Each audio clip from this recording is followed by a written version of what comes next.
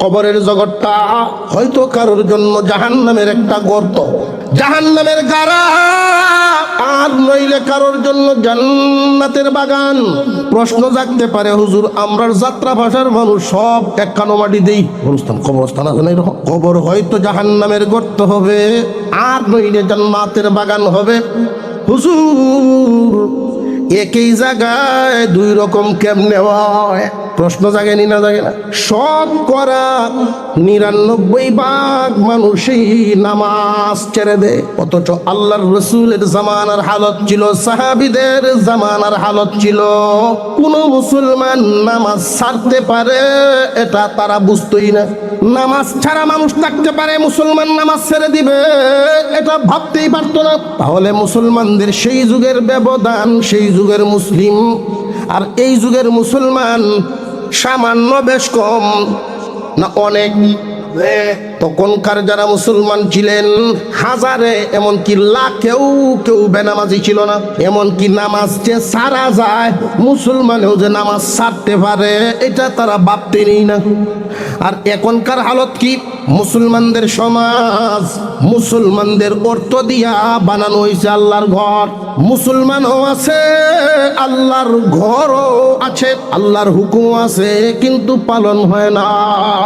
যে নামাজ পড়ে সে জান্নাতে যাবে, যে নামাজ পড়ে না সহজে জান্নাতে যেতে পারবে না।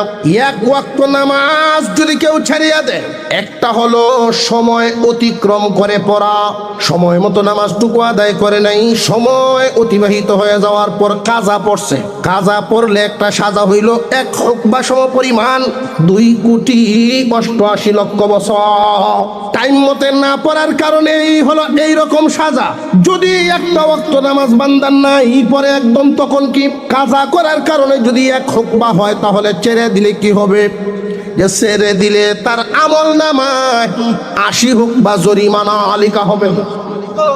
মুসলমান ইমানদার ভাইরা আমার, ইসলামের যত নীতিমালা, ইসলামের যত আদর্শ, সবগুলো বেদিনরা ইচ্ছা করলে তারাও পালন করতে পারে।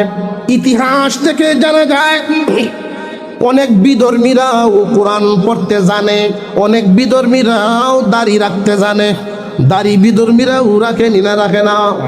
ঈশ্বরচন্দ্র বিদ্যাসাগর হিন্দু মানুষ, কোরআন শরীফের ব্যাখ্যা লিখতে বসে। অনেকেই মনে করে সর্বপ্রথম কোরআনের ব্যাখ্যা উনি লিখছেন, এটা ভুলাবার। সর্বপ্রথম কুরআনুল কারীমের ব্যাখ্যা উনি লেখেন নাই, তবে লেখছেন। যোগ্যতা কি কম না অনেক?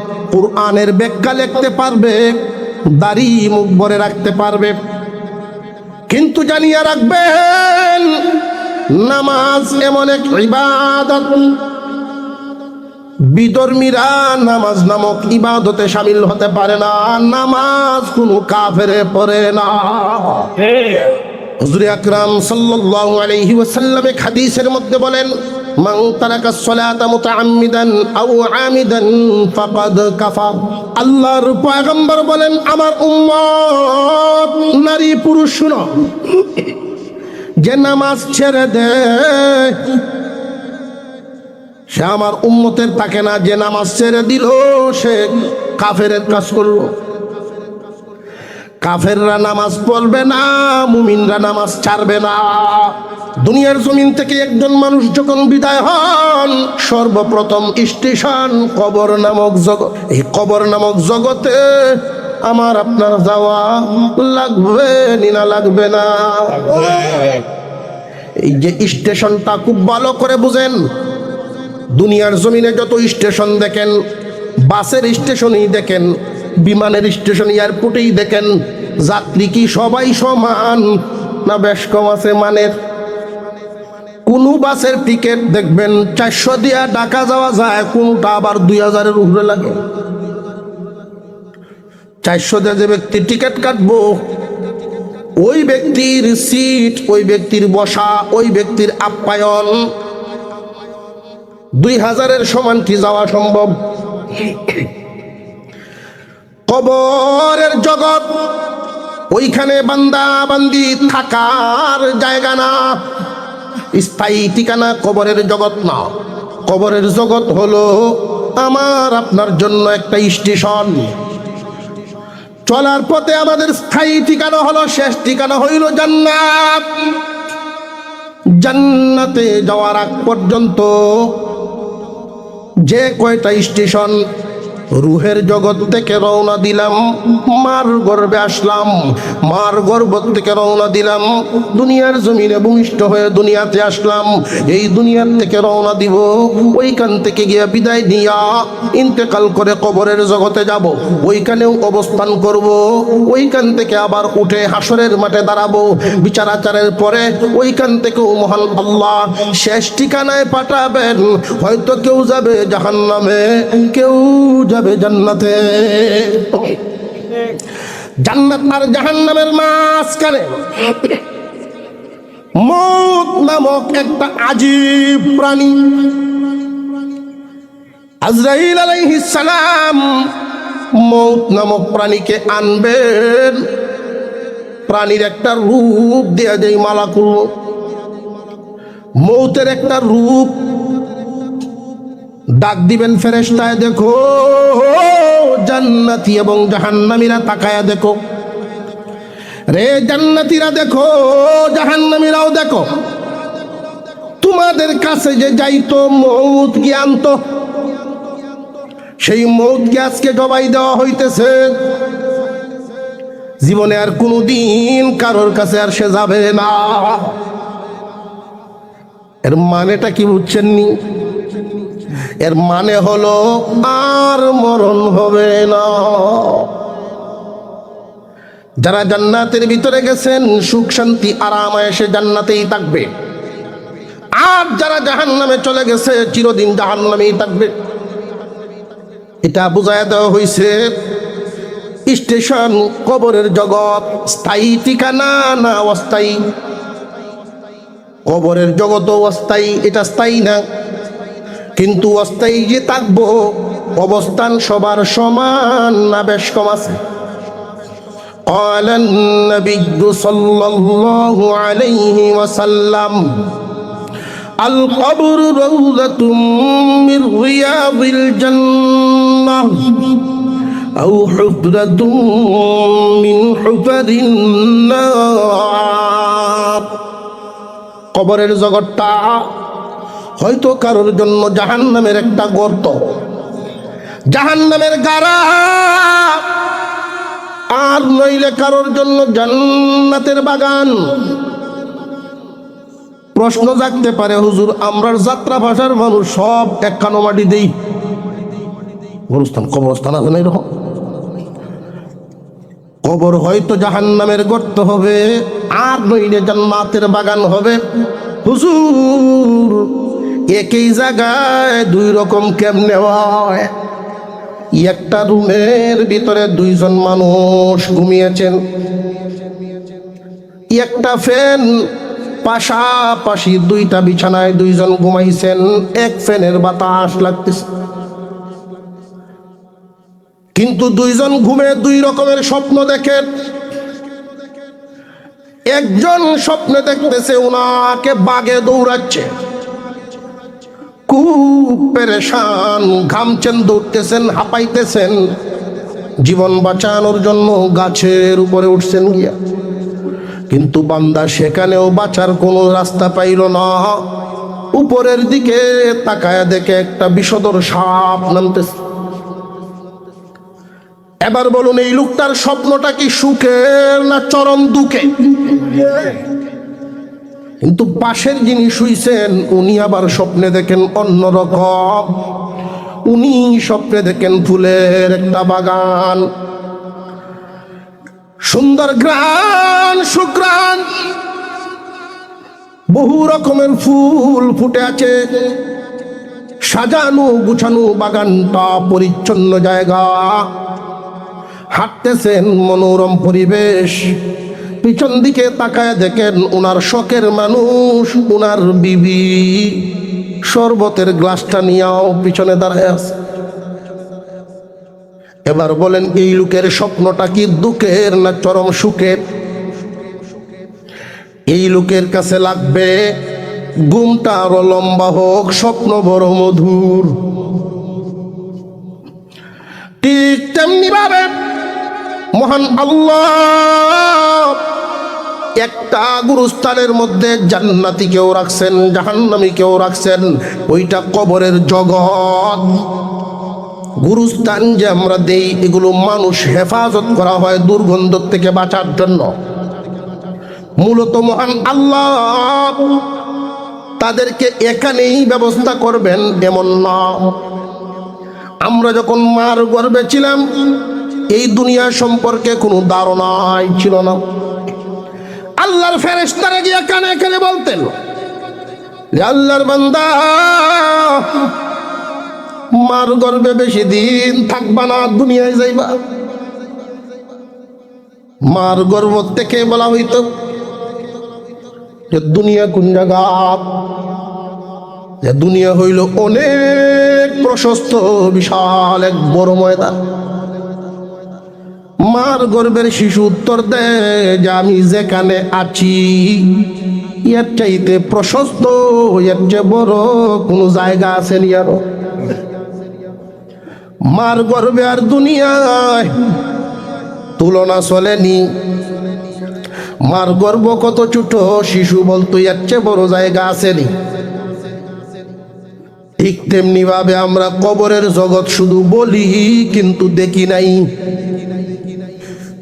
বিশ্বাস করার নামই হলো ঈমান। কবরের জগৎ যে আছে এটা বিশ্বাস করার নাম ঈমান। কেমন আছে এবং কিভাবে কাকে রাখবেন, জগৎটা দেখতে কেমন, কোন জায়গায় রাখছেন, আল্লাহু আ'লাম। সব কিছু জানেন একমাত্র কে?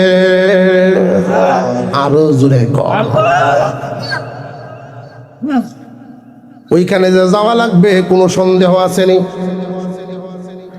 মুসলমান ইমানদার ভাইয়েরা আমার, কবরে যখন একজনকে রাখা হয়, আযাবের ফেরেশতাও আছে, শান্তি আরামের ফেরেশতাও আছে।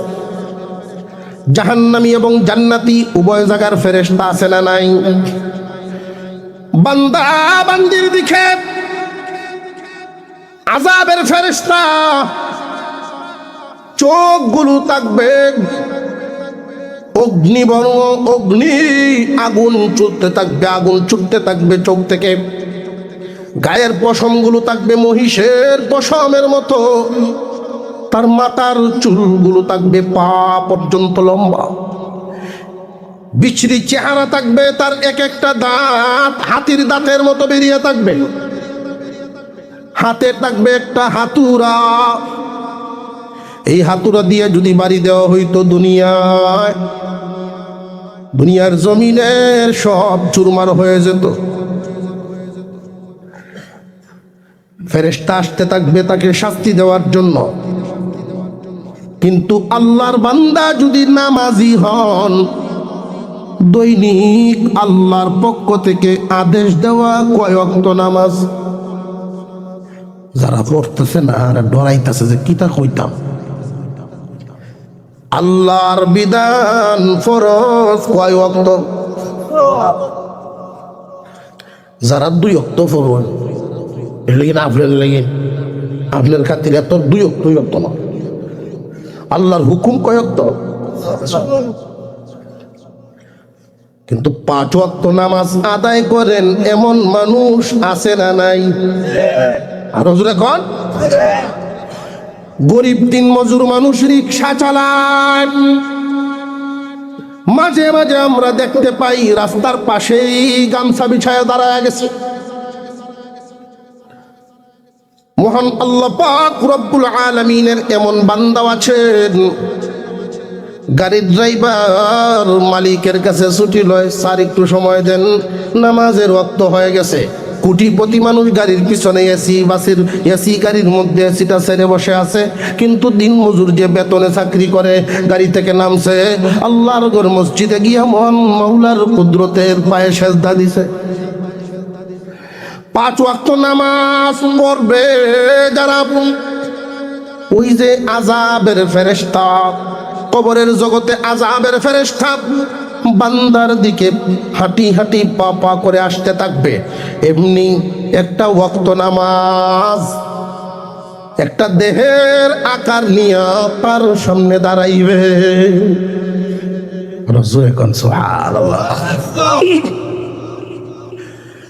জোহরের নামাজ যারা পড়েছেন, জোহরের নামাজ,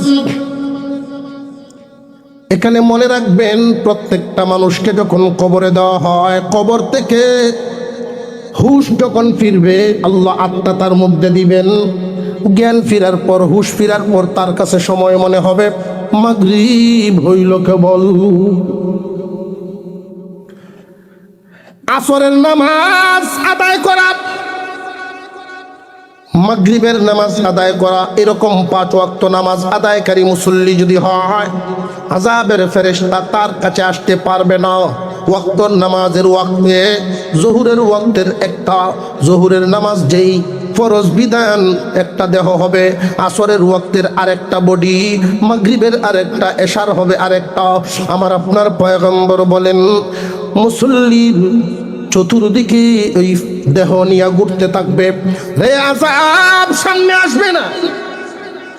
আমি আল্লাহর হুকুম নামাজ,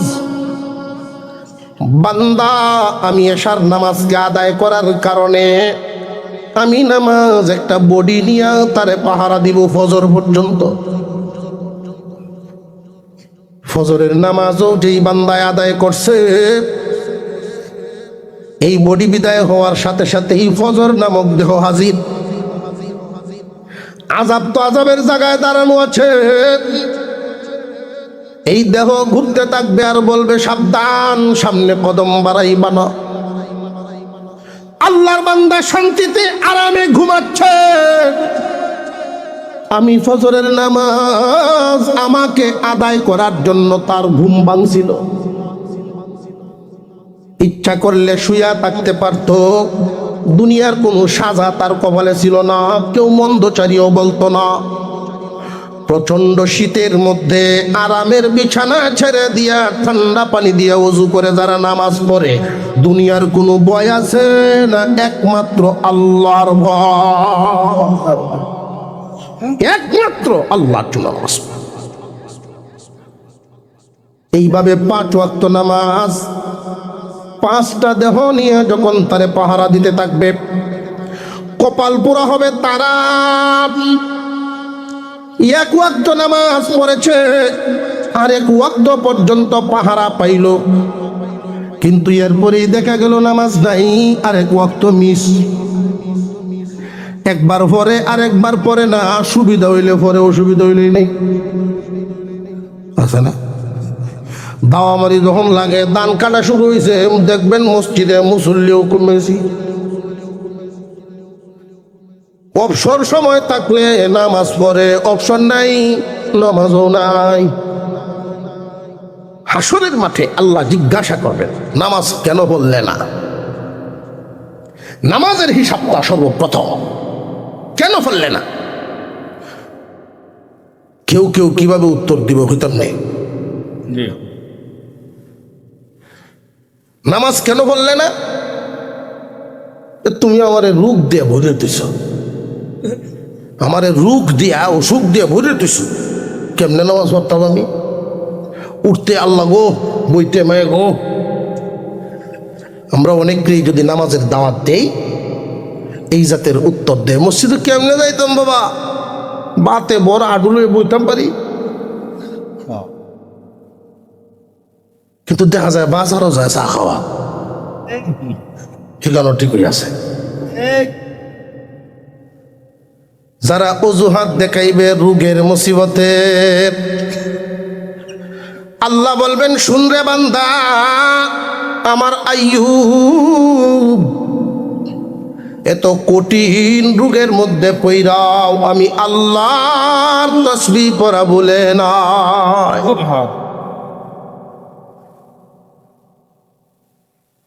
আরেক দলের জবাবের হবে এরকম অবস্থা, আল্লাহ জিজ্ঞাসা করবেন নামাজ কেন পড়লে না? উত্তর দিব মেম্বার আসলাম। নামাজ কেন পড়লে না? আমি চেয়ারম্যান আসলাম। তো মেম্বার আসলি, চেয়ারম্যান আসলি, নামাজ পড়তে না? কত কত মানুষ আইছে আমরা দ্বারা যায় ঝামেলা মিটানির লেগে মাতাব্বরি করতে করতে সর্দারি করতে করতে টাঙ্গি গিয়ে আল্লাহ বলবেন তাকায়া দেখ আমার সুলাইমানের দিকে, একটা ওয়ার্ড একটা ইউনিয়ন নিয়ে তোর এতটা ব্যস্ততা, আমার নাম আমার হুকুম পালন করস নাই।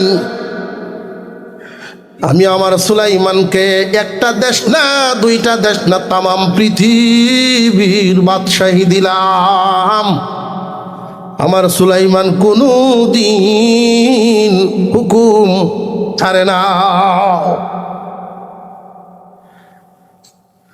আমাদের টার্গেট থাকতে হবে, টার্গেট দৈনিক 5 ওয়াক্ত নামাজ। এই 5 ওয়াক্ত নামাজ যারা আদায় করতে পারবেন এদেরকে পুরস্কারটা কি দিবেন লক্ষ্য করেন। ইচ্ছা করলেই প্রত্যেকটা মানুষ ইচ্ছা করলেই 5 ওয়াক্ত নামাজ পড়তে পারে। ইচ্ছা শক্তিটা হলো আসল। এই ইচ্ছা শক্তিটারে নিজে যত্ন করে নিজে মেহনত করে ইচ্ছাটারে স্থায়ী করতে হবে। কোন একজন মানুষ যখন 5 ওয়াক্ত নামাজ অভ্যাসে পরিণত করবে, এমন মনের হালত হবে নামাজ তারা ভালো লাগবে না। এশার নামাজ পড়ে যখন বিছানায় যাবে ফজরের জন্য অপেক্ষা করবে, রাতে ঘুম ভাঙলেই ঘড়ির দিকে তাকায় থাকবে ওয়াক্ত আর কতটুকুন বাকি। জোহরের নামাজ পড়লে আসরের জন্য মসজিদের সাথে মন লেগে থাকবে। অর্থাৎ নামাজ না পড়লে বান্দার ভালো লাগে না।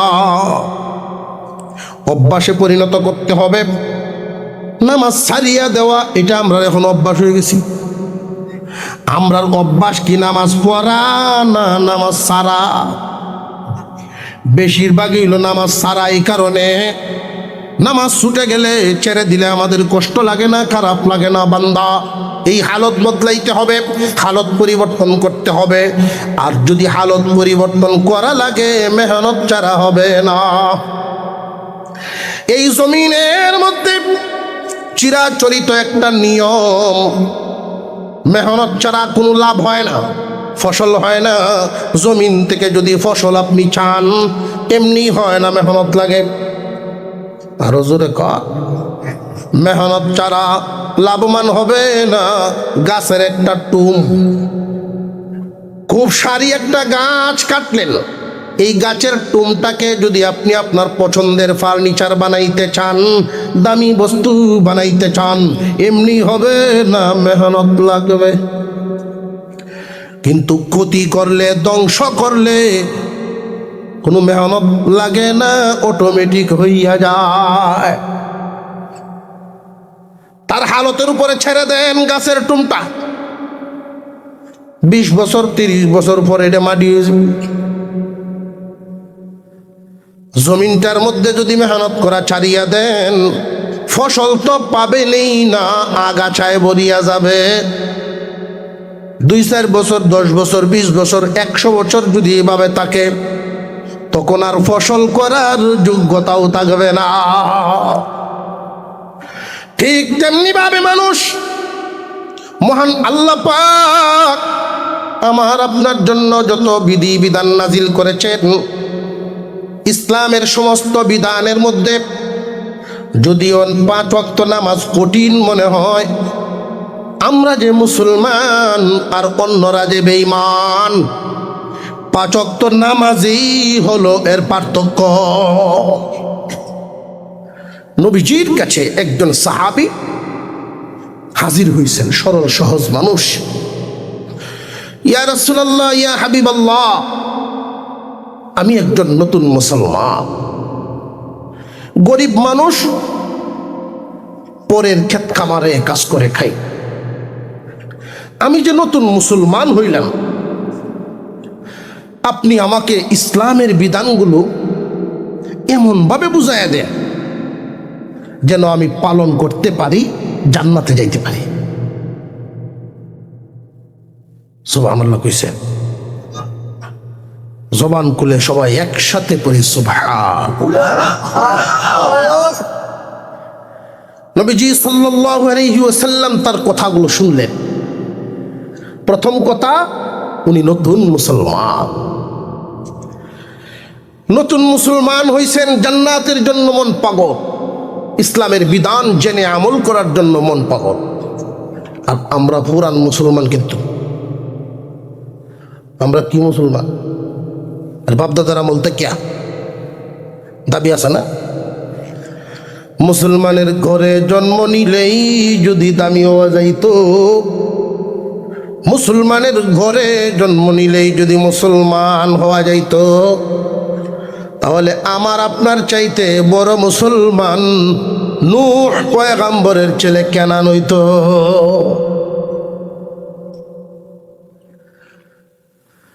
আল্লাহর বিধানগুলোর মধ্যে অত্যন্ত ওজনী, অত্যন্ত দামি বিধান নামাজ। নবীজির সাহাবী গরিব মানুষ, পরের ক্ষেত খামারে কাজ করে রুজি রোজগার করে সংসার চালায়। নবীজি তার দিকে তাকাইলেন, তুমি নতুন মুসলমান? জি হুজুর, নতুন, আমি কালিমা পড়েছি। তুমি অন্যের জমিনে কাজ কাম করে সংসার চালাও? জি হুজুর, আমি গরিব মানুষ, মানুষের বাড়িতে কাজ কাম করে সংসারটা চালাই। তাহলে তুমি শুনো, ইসলাম গ্রহণ করেছো, জান্নাতে যাওয়ার আশা করো। ইসলামের খুঁটি হইল 5টা। ইসলামের খুঁটি কয়টা? ঘরে ঘরে আলোচনা হওয়া চাই, পিতা পুত্রে আলোচনা হওয়া চাই, বাইয়ে বাইয়ে এই গপ হওয়া চাই, 5 জন একসাথে বসলেই এই আলোচনা হওয়া চাই। দিনের আলোচনা আমাদের জবান থেকে ছুটে যাওয়ার কারণে সময়ে সময়ে জায়গায় জায়গায় সার দোকানে বৈঠকখানায় শুধু দুনিয়ালি আলোচনা দিন হারায়া গেছে। ইসলামের খুঁটি কয়টা? আল্লাহর রসুল বলেন, সাহাবীরে, তুমি গরিব হওয়ার কারণে তোমার উপর থেকে 2টা খুঁটি অটোমেটিক মহান আল্লাহ মাফ করে দিছে। তুমি 1টা খুঁটি পালন করেছো, কালিমা পড়ে মুসলমান হয়ে গেছো, 1টা হক আদায় হয়ে গেল। কালিমা, নামাজ, রোজা, হজ, যাকাত, কয়টা হইল? কালিমা পড়ার কারণে তুমি 1টা হুকুম পালন করেছো, বাকি রইল 4টা। রে আমার সাহাবী, এই 4টার মধ্যে তুমি গরিব হওয়ার কারণে মহান আল্লাহ হজ এবং যাকাত দুটাই মাফ করে দিছে। বাকি রইল আর কয়টা? একজনে কো 60টা, একজনে কো 2টা। আর কয়টা বাকি? নামাজ এবং রোজা। তুমি পারবানি বছরে 1 মাস রোজা রাখতা, ইসলামের বিধান পালন করে জান্নাত চাও? পারবানি বছরে 1 মাস রোজা রাখতা? জি হুজুর পারবো, এটা ব্যাপার না, এটা কঠিন না, আমি সহজেই পালন করতে পারবো। আল্লাহর রসুল বলেন, তাহলে আর কয়টা রইল? যে হুজুর 1টা আছে। নবীজি বলেন, 5 ওয়াক্ত নামাজ। প্রথম প্রথম কষ্ট হবে অভ্যাসে পরিণত করতে। যখন তুমি রেগুলার অভ্যাস করবে, তখন নামাজে তোমারে খুঁজবে। 5 ওয়াক্ত নামাজ যদি তুমি পালন করতে পারো, তাহলে তুমি সত্যিকারের একজন মুসলমান। কিয়ামতের দিন আমি তোমার এইভাবে হাত ধরে আমি মুহাম্মাদের সাথে জান্নাতে নিব।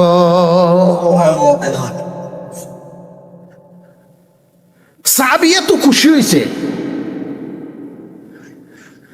হাসতে হাসতে, নাচতে নাচতে, লাফাইতে লাফাইতে, এমন ভাবে লাফাইতেছে আর একটা কথা বলতেছে, নবীজির সামনেতে যাইতেছে। আল্লাহর রসুল বলেন, ও সাহাবীরা, দেখো জান্নাতি মানুষ যায়। ইসলাম পালন করা বুঝি এত সহজ? ইসলাম বুঝি অত সহজ? ইসলাম বুঝি এত সহজ? সরল মানুষ, ইসলাম পালন করা এত সহজ? দৈনিক শুধু 5 ওয়াক্ত নামাজ, বছরে 1 মাস রোজা। দৈনিক 5 ওয়াক্ত নামাজ, বছরে 1 মাস রোজা। 5 ওয়াক্ত নামাজ। বেশিরভাগ মুসলমান, আগের যুগে মুসলমান নামাজ ছাড়তো, এটা বাবা যাইতো না। কারণ এই নামাজটুকু আমার আপনার পয়গম্বর সাহাবীদেরকে শিখাইতে অনেক কষ্ট করেছেন। নবীজির ইন্তেকালের আগে মসজিদে হাজির হয়েছেন সাহাবীদের কাজের উপরে ভর করে। মসজিদে হাজির হওয়া ছাড়েন নাই, নামাজ ছাড়েন নাই। আরো দেখুন দুর্বলতা এসেছে, হাজির হওয়ার মতো পরিস্থিতি নেই। রাসূল আদেশ দিয়েছেন আবু বকরের ইমামতিতে জামাত শুরু কর। জামাত শুরু হয়ে গেছে, মসজিদে নববীর ভিতরে জামাত শুরু হয়েছে। আল্লাহর পয়গম্বর আম্মা জান আয়েশা সিদ্দিকা রাদিয়াল্লাহু তাআলা আনহাকে বলেন, আয়েশা, আমার মাথাটা একটু বাসাইয়া উঁচা করে ধরো, মসজিদে নববীর ভিতরটা আমি দেখব। আম্মা জান আয়েশা সিদ্দিকা রাদিয়াল্লাহু তাআলা আনহা আমার আপনার পয়গম্বরের মাথা মুবারক একটু উঁচা করে ধরলেন। নবীজি আম্মা জানের উপরে হেলান দিয়া মাথা ঘুরাইলেন মসজিদে নববীর দিকে। জামাত শুরু হয়েছে, মুসল্লিরা নামাজ পড়তেছেন।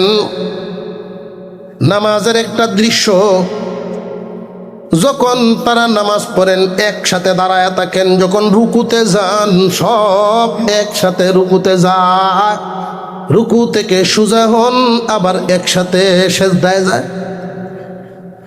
ছোটবেলায় আমরা দেখতাম নামাজির সিনারি। আল্লাহর পয়গম্বর মসজিদে নববীর ভিতরের দিকে তাকায় আছে, চোখের পানি ঝরতেছে, চোখের পানি ঝরতেছে, আর মুস্কি মুস্কি হাসির চিহ্ন বোঝা যায়। আম্মা জান আয়েশা সিদ্দিকা রাদিয়াল্লাহু তাআলা আনহা বলেন, ইয়া রাসূলুল্লাহ, ইয়া হাবিবাল্লাহ, একদিকে চোখের পানি ঝরতেছে আর একদিকে হাসি মনে হচ্ছে। কাঁদতেছেন আবার হাসতেছেন, কারণ কি? আল্লাহর রাসূল বলেন, আয়েশা, আমি কেন কাঁদতেছি জানোনি? এই নামাজ শিখানোর জন্য, আমার উম্মতকে নামাজ শিখাইতে গিয়া অনেক নির্যাতনের শিকার হয়েছি, অনেক কষ্ট করেছি। হে আয়েশা, নামাজে দাঁড়ায় আমি মুহাম্মদ মক্কার জমিনে কাবা ঘরের পাশেই আমার আপনার পয়গম্বর নামাজে দাঁড়াইছে। নামাজ কেমনে পড়া লাগে, নবীজির নামাজ তারা দেখবে, দুনিয়ার মানুষ নামাজ শিখবে। নামাজে দাঁড়াইছেন, কাফেরেরা দূর থেকে কয়েকজনকে লেলায়া দিছেন, তোমরা গিয়া কাজ করো। মুহাম্মদ যখন জমিনে সেজদা দেয়, সেজদারত মুহাম্মাদের উপরে উটের বুড়ি রাইকা দিও, উটের বুড়ি রাইকা দিছে। আমার আপনার নবীজি মাথা নাড়াতে পারেন না, উঠতে পারেন না, শ্বাস ফেলতে কষ্ট হচ্ছে। কাফিরেরা দূর থেকে হাসি তামাশা করতেছে। নির্যাতন শুরু হয়ে গেছে ইসলামের উপরে, নবী মুহাম্মদুর রাসূলুল্লাহর উপরে। খাদিজাতুল কুবরা রাদিয়াল্লাহু তাআলা আনহা তখন দুনিয়ায় নাই। ওনার চাচাও নাই, দুনিয়ার জমিন থেকে যখন বিদায় হয়ে গেল খাদিজা, ওনার চাচা আবু তালেব, তারা বিদায় হয়ে গেছেন। তো যন্ত্রণা শুরু হয়ে গেল, বুড়ি ওনার মাথার উপর রাইকা দিছে। আল্লাহর পয়গম্বর মাথা মুবারক বাসাতে পারছেন না, অন্যরা দূর থেকে হাসি তামাশা করে। কাফিরেরা, ছোট্ট একটা মেয়ে, 7-8 বছর বয়সের মেয়েটা দৌড়ায় আসছে, আয়েশা গায়ের সকল শক্তি দিয়া উটের বুড়িটারে ধাক্কাইতেছে। ছোট মানুষ কেমনে নাড়াইব? উঁচা আওয়াজ দিয়ে বলতেছে, তোমরা কারা গো? আমার বাবা নামাজ শিখান উম্মতকে, আর তোমরা উটের বুড়ি রেখে দিছ। আমার বাবা যে অসহায়, তার মা বাপ নাই, আমার আব্বার কেউ নাই, তোমরা কি জানো না? এই ছোট মেয়েটা খাদিজাতুল কুবরা রাদিয়াল্লাহু আনহার মেয়ে ফাতেমা রাদিয়াল্লাহু আনহা। দৃশ্যটা নবীজির স্মরণ হয়ে গেছে ইন্তেকালের আগে। জামাতের দৃশ্যটা দেইকা চোখের পানি আইসা গেছে। রে আইসা, জানো না, নামাজ শিখাইতে গিয়া আমি মুহাম্মদ রক্ত জড়ায় ফেলছি। নামাজ শিখাইতে গিয়া নির্যাতন ভোগ করেছি, মনে হয়েছে এই জন্য কান্না এসে গেছে। তাহলে মুস্কি হাসি দিলেন, কারণটা কি? জামাতের দৃশ্য দেখলেন, বুঝলাম নামাজিদের দিকা কাঁদলেন, মুস্কি মুস্কি হাসলেন। তার কারণ কি? আমার আপনার পয়গম্বর বলেন, আয়েশা, আমি নবী মুহাম্মদ সেখানে উপস্থিত নাই, কিন্তু নামাজ ওয়াক্ত হয়ে গেছে, আমার উম্মত নামাজ শুরু করে দিছে। এর দ্বারায় প্রমাণ হয় আমি যেদিন থাকবো না, আমার উম্মত নামাজ ছাড়বে না। আমরা সকলেই বলি আলহামদুলিল্লাহ। হযরত আয়েশা গেছে, মাশাআল্লাহ, আলহামদুলিল্লাহ, মারহাবা। 5 ওয়াক্ত নামাজ যে ব্যক্তি পড়বেন, এক ওয়াক্ত থেকে আরেক ওয়াক্তের ছোট ছোট যত গুনাহ, এগুলো কাফারা হয়, অটোমেটিক আল্লাহ মাফ করে দেয়। দুনিয়া থেকে বিদায় হওয়ার পরে একটা আমল নামা আছে না আমাদের, এই ডায়েরির লেখা থাকবে জীবনের সর্বশেষ আমলটা কি।